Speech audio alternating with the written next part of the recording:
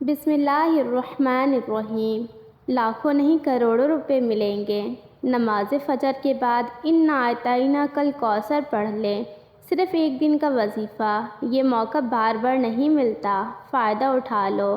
محترم ناظرین، فجر کی نماز کے بعد سورہ کوثر کا یہ وظیفہ، ایک دن کا یہ عمل ہے۔ لوگ دروازے کھٹکھٹا کر پیسے دے کر جائیں گے، اور کون لوگ دے کر جائیں گے یہ آپ خود بھی ان کو سمجھ نہیں پائیں گے کہ یہ پیسہ کیسے دے کر گئے۔ ایسا مجرب اور غیبی وظیفہ ہے۔ وہ مجرب وظیفہ آپ تمام ناظرین کی خدمت میں آپ لوگوں کو بتاؤں گی، جو لوگ قرضوں میں خاص طور پر پریشان ہیں اور فوری طور پر چاہتے ہیں کہ پیسوں کا غیبی طریقے سے ان کا بندوبست ہو جائے۔ گھر میں بڑے مسئلے مسائل ہیں، مہنگائی سے پریشان ہیں۔ میرا یقین مانیں، آج دل سے یہ مجرب وظیفہ اپنے بھائیوں اور بہنوں کو ان کی پریشانیوں کے لیے بتانے لگی ہوں۔ رزق اور دولت کا یہ مجرب وظیفہ ہے۔ جس ترتیب سے بتاؤں گی آپ کو اسی ترتیب سے کرنا ہے۔ اپنی طرف سے تھوڑی سی بھی آپ کو کمی بیشی نہیں کرنی، ورنہ آپ کا جو وظیفہ ہے اس کے جو اثر ہیں وہ آپ کو نظر نہیں آئیں گے، الٹا آپ لوگ اپنا وقت ضائع کریں گے۔ تو میرے بھائیوں، میری بہنوں، آپ لوگ فجر کی نماز جب پڑھ لیں، اب یہ ضروری نہیں کہ آپ کو فجر کے فوراً بعد ہی یہ وظیفہ پڑھنا ہے۔ یہ ضروری نہیں ہے فجر کی نماز آپ نے پڑھ لی، آپ ضرور پڑھیں۔ فجر کی نماز کا جو وقت ہے اس کے بعد آپ کو یہ وظیفہ پڑھ لینا ہے۔ کسی بھی وقت پڑھ سکتے ہیں، پورا دن آپ کے پاس وقت موجود ہے۔ آپ چاہے تو جائیں نماز پر بیٹھے بیٹھے پڑھ لیں، چاہے تو پلنگ پہ بیٹھ کر پڑھ لیں۔ جب بھی آپ لوگ یہ ویڈیو دیکھیں، کسی بھی وقت ویڈیو دیکھیں، جب بھی آپ کسی بھی دن، یہ نہیں کہ آپ لوگ آج ویڈیو دیکھ رہے ہیں تو آج ہی یہ عمل کرنا ہے۔ کسی بھی دن جب آپ فجر کی نماز ادا کر لیں، سکون سے آپ یہ وظیفہ پڑھ لیں۔ گھر میں پڑھ سکتے ہیں، جہاں کہیں موجود ہو۔ آپ مسجد میں ہیں تو وہاں نماز کے بعد یہ وظیفہ پڑھ سکتے ہیں۔ ضروری نہیں کہ نماز کے فوراً بعد پڑھ لیں۔ بالفرض آپ میرے مرد حضرات بھائی ہیں، انہوں نے مسجد میں نماز پڑھ لی، آ کر آپ لوگ 1-2 گھنٹے بعد بھی یہ وظیفہ پڑھ سکتے ہیں۔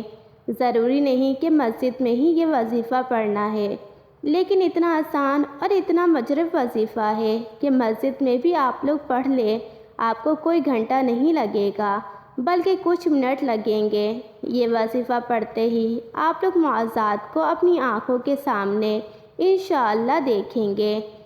لیکن میرے بھائیوں، میری بہنوں، ایک میری بات آپ لوگ بڑی توجہ سے سمجھ لیں کہ آپ لوگوں کی جو شکایت ہے کہ ہم آج بھی وظیفہ پڑھتے ہیں، وہ وظیفہ اثر کیوں نہیں کرتا۔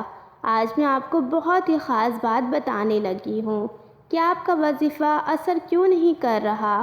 کچھ بھائی بہن کہتے ہیں کہ نہ ہم نماز چھوڑتے ہیں نہ کوئی وظیفہ، ایسا نہیں کہ ہم نہ پڑھتے ہوں، ہر وقت نماز کے بعد بھی وظیفہ پڑھتے ہیں، صبح بھی وظیفہ، شام بھی وظیفہ۔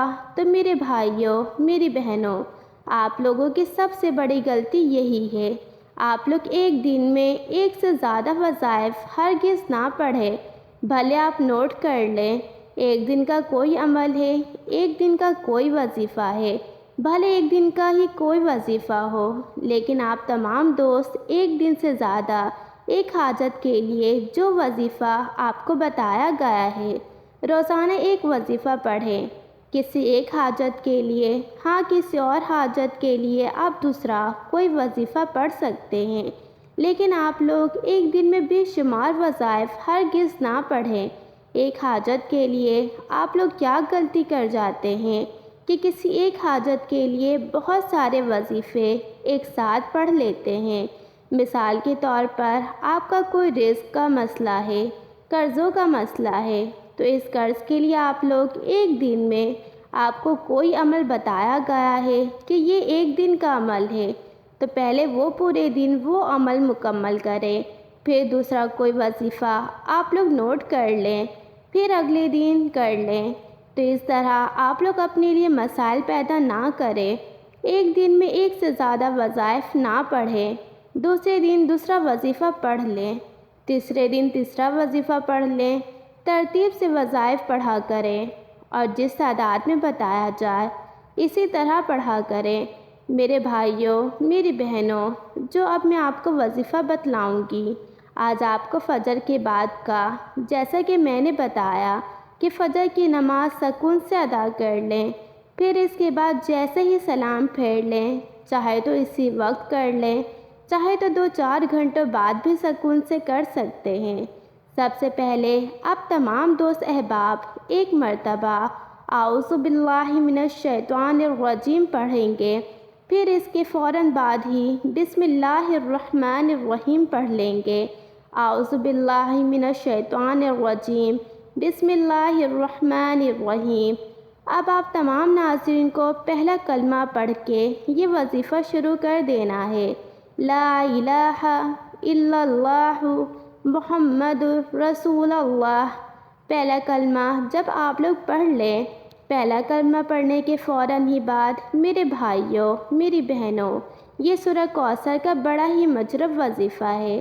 اب آپ کو سب سے پہلے سورہ کوثر پڑھ لینی ہے 21 مرتبہ۔ جب سورہ کوثر پڑھ لیں، اب آپ کو ایک اسم بتاؤں گی، اس کے فوراً بعد آپ کو یہ اسم کتنی بار پڑھنا ہے یہ بڑی ترتیب سے، بڑی توجہ سے سمجھ لیں۔ یہ اسم آپ کو یا باسطو 100 مرتبہ آپ کو پڑھ لینا ہے۔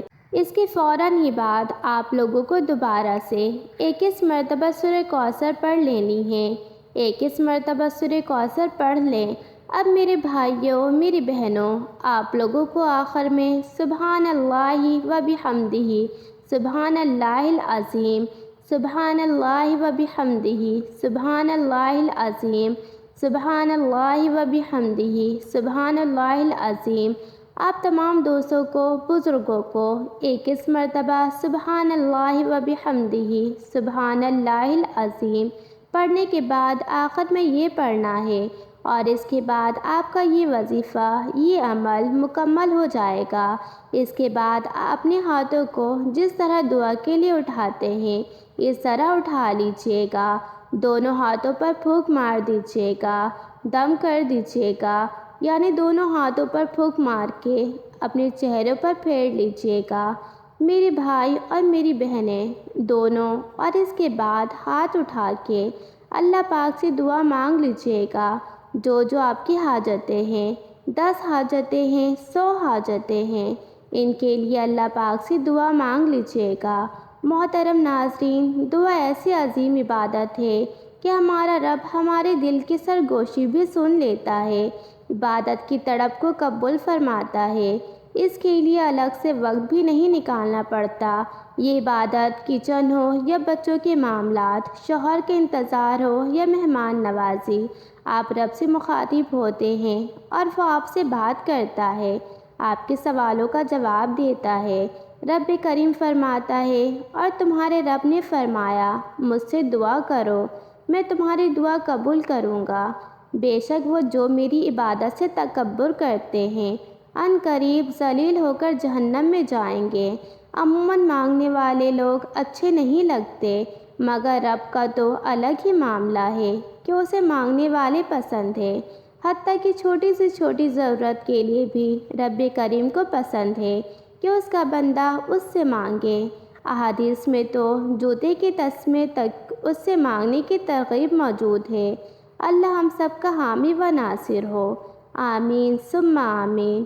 ناظرین، کمنٹ باکس میں اللہ تعالیٰ کے 99 ناموں میں سے ایک نام ضرور ٹائپ کریں۔